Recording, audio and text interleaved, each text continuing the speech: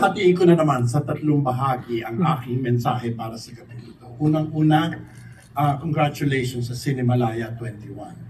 Sa nakaraang 10 araw ay napanood natin at narinig natin ang 7 bagong tinig at 3 veterano na nagbigay ng ekspresyon sa kanilang mga pananaw sa paggawa ng pelikula.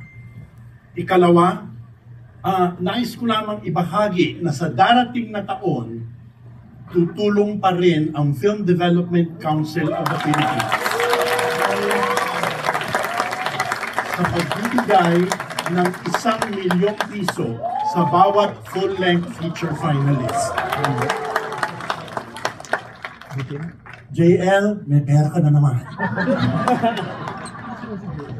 At higit pa doon, sana ay 100,000 pisong ibibigay naman sa bawat short feature film na mabibili. Okay? Pero higit pa doon, I'll do some plugging. Okay? The FDCP, the Film Development Council of the Philippines, is now offering grants also for short films. Okay?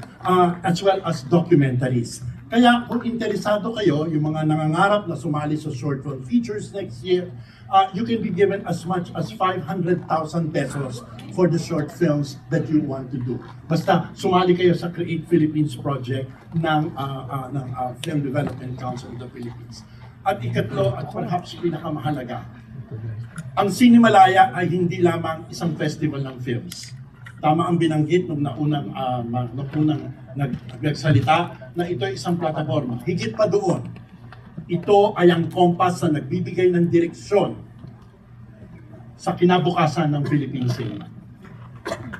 Sa nakaraang 10 araw, nakita natin ang mga naiibang uri ng pelikula na dapat magbigay ng direksyon sa kinabukasan natin.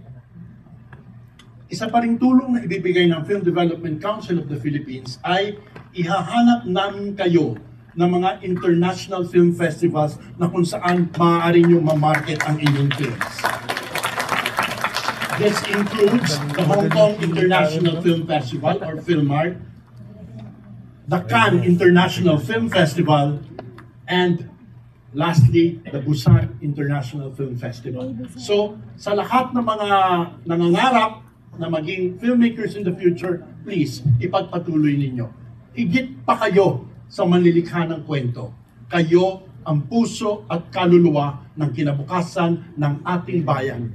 At managot ang lahat ng kumukurakot. Maraming salamat.